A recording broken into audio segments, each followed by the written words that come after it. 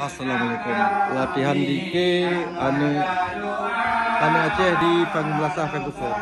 Ampun turunkan duri serta kami yang baca doa Allah alhamdulillah Allahu Rabbi Allah Demi mengampun dosa sang pampun turunkan duri serta kami yang baca doa dosa ampun turunkan duri serta kami yang baca doa Allah alhamdulillah. Ya, latihan DK. No, generasi kedua bangsa Aceh yang ada di Vancouver. Assalamualaikum.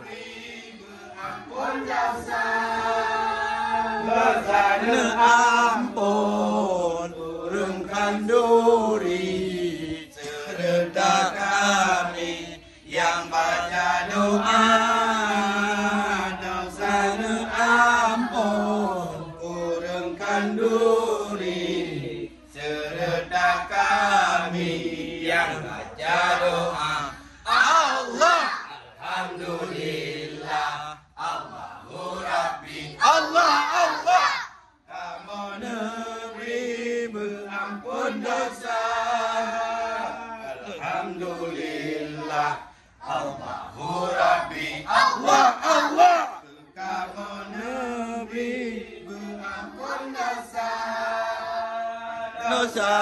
ampun turunkan duri serta kami yang baca doa dosa ampun turunkan duri serta kami yang baca doa Allah Latihan DK itu di Menasah Aceh.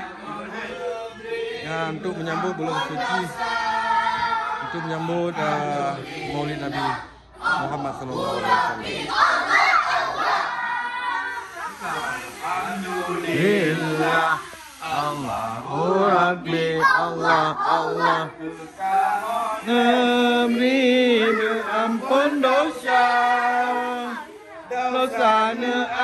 ampun turunkan duri serta kami yang baca doa dosa ampun turunkan duri alhamdulillah Allahu Rabbi Allah kamu negeri mengampun dosa alhamdulillah Allahu Rabbi Allah kamu negeri mengampun dosa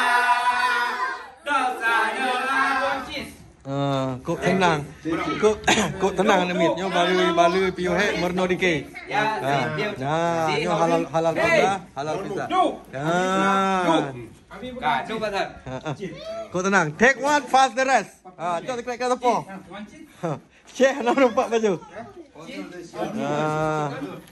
Pepper ni. Tenang tak anggota? Anggota mulut. Hey, kena dulu.